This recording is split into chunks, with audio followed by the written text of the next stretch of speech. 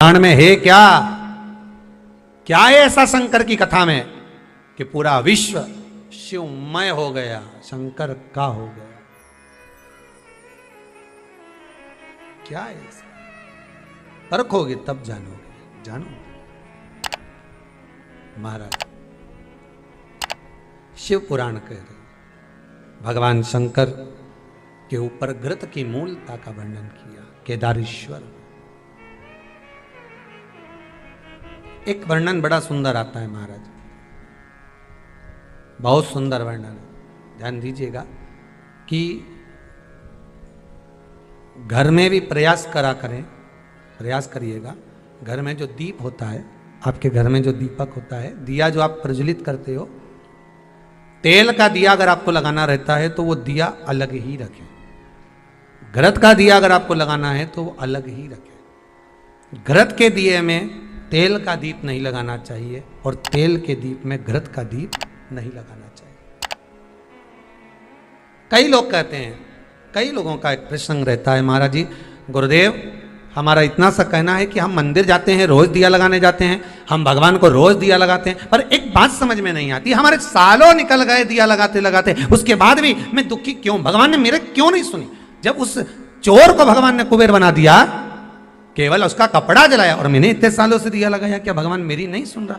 कारण हो सकता है तुम डब्बी तो घी की लेकर गई हो, बत्ती भी घी की लेकर गई हो, पर मंदिर में जो दिया पड़ा था जिसमें तुम बत्ती जला कर आई हो सकता है वो तेल की हो सकती है। कहीं ना कहीं हमारी गलती हो रही है, भगवान की तरफ से कोई गलती नहीं। भगवान तो हाला हजूर बैठा है तुम्हारा भंडार भरने के लिए, पर गलती हम करते हैं कि हम दिया नहीं ले जाते। हम तो मंदिर का दिया उठाया और वो घी का था कि तेल का था, अपन ने तो बत्ती लगा दी, नचित करा। पर पहले की माताएं कितनी चतुर होती थी, आटे का दिया लगाती थी कि वो दिया नया बनाओ, जरा सा आटा उसना है, रोटी बनी रही है, उसमें से दिया निकाला लगा दिया।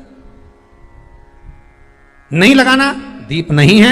अगर आपको लगता है कि ये तेल का घी का दिया अलग होना चाहिए, इसलिए पहले मंदिरों के अंदर घृत दिया लिखा जाता था, घी का दिया, घी का दीप। आप कभी महेश्वर जाइए, महेश्वर में नर्मदा जी के घाट पर शिव मंदिर में जो दिए जलते हैं वहां लिखा रहता है ये घृत का दिया, तेल का दिया, वहां लिखा हो, दिए ही जलते हैं वहां 108।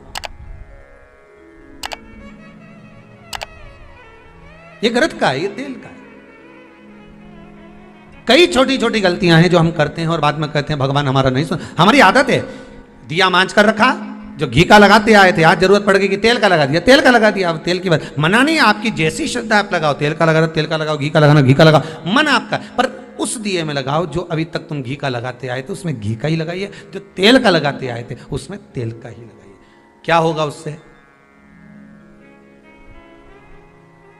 स्कंद पुराण, कार्तिक खंड बड़े ध्यान से स्मरण करिए थोड़ा थोड़ा, या कभी मौका मिल जाए तो विष्णु पुराण भी पढ़िए, कभी मौका मिले आप। कल्याण का कृष्णांक वो भी पढ़िए, कभी मौका मिले तो, और उसका स्मरण करेंगे आप तो उसमें दीप का बड़ा बड़ा महत्व बताया। कौन सा दिया, शायद एक बार कथा में, पहले कार्तिक के महीने की कथा में हमने यहाँ पर व्यासपीठ से भी वर्णन किया सारे दीपों का महत्व, और उन दियों का फोटो भी दिखाया आपको कि इस दीप का मतलब ये होता है, इसमें ऐसा दिया लगना चाहिए, इसमें ऐसी बाती लगना चाहिए, उसमें ऐसा स्मरण होना चाहिए, बताया दीप महत्व। शिव का स्मरण करते हुए, शंकर का अनुमोदन करते हुए, घृत का दीप जब आप लगाएं, भगवान की साक्षी में जब आप दीप रखें तो आपके भीतर भगवान को पाने की एक ललकता, एक उत्सुकता होना, एक उमंगता हो शिव को पाने। समय आया, आगे चरित्र वर्णन किया भगवान शिव का। माता पार्वती जी की गोद में जो श्री गणेश जी महाराज विराजमान थे, उन्हीं का मंगल विवाह रिद्धि सिद्धि के साथ किया। विवाह कर देना एक अलग बात है, पर रिद्धि सिद्धि घर में आ जाना एक अलग बात है। नियम से, निवेदन से, करबद्ध निवेदन रहेगा कि घर में जिस कन्या को आप विवाह कर कर ला रहे हो उसका धन नहीं देखना हमको, उस कन्या का हृदय चित्त देखना। आप धन लेकर नहीं आ रहे हो, आप आपके घर में बहू लेकर, बहू का मतलब होता है जो बहुता में सम्मान पाए और बहुता में सम्मान दिया भी जाए। घर में जब प्रवेश करे तो हमारे को धन दूसरे का नहीं चाहिए, हमारी बहू का पांव घर में ऐसा पड़े, संपदा उसके आनंद में बढ़े। बस ये भाव रखकर हमें भीतर, भगवान गणेश जी महाराज का विवाह करा, रिद्धि सिद्धि आई, और रिद्धि सिद्धि आना कोई साधारण बात नहीं, सहज बात नहीं। जब मन पवित्र होता है, हृदय चित्त पवित्र होता है, तब जाकर घर में वैभव रिद्धि सिद्धि सब भगवान देता है। अगर आपके घर में भी सुख आ रहा है, आपके घर में भी संपदा बढ़ रही है, समझ लेना आपके घर में कोई शंकर का भगत होगा, शिव का उपासक होगा, भगवान की भक्ति में डूबने वाला कोई ना कोई एक व्यक्ति तुम्हारे घर में मौजूद होगा, विराजमान होगा। उसके चरण का जो धन है वो तुम्हें प्राप्त हो रहा है, उससे हमारा जीवन सार्थक हो रहा है। इस बात का अभिमान ना करें कि आप कर रहे हो, आप नहीं, शिव करा रहा है, शिव करने वाला है, शंकर करा रहा। पांचों जजमानों को बहुत बहुत साधुवाद देते हैं। आज छठे दिवस की कथा यहाँ विराम ले रही है।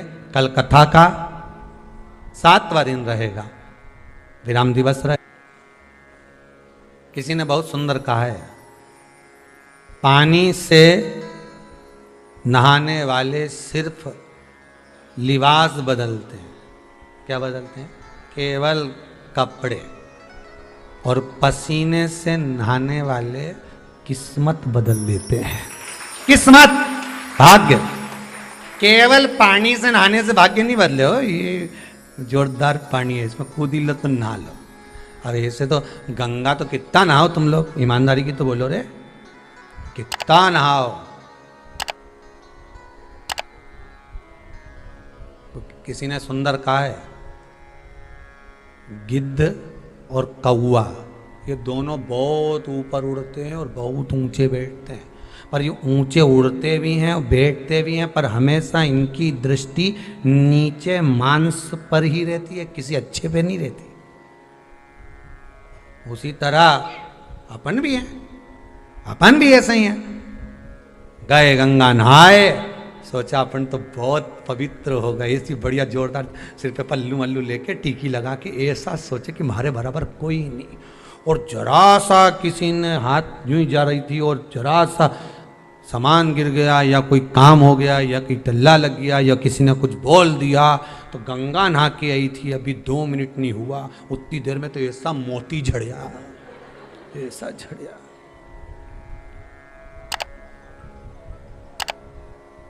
फिर किसी ने कह दिया तो गंगा नहा के आ रही, तो कम से कम अच्छे से तो बोल।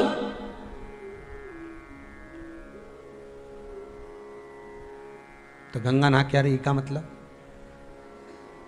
नहा के आ रही तो अच्छे से बोलूं। घाट घाट की गंगा निला दूं तो 2 मिनट में, अभी गंगा ना जाए, 1 मिनट नहीं हुआ डुबकी लगा।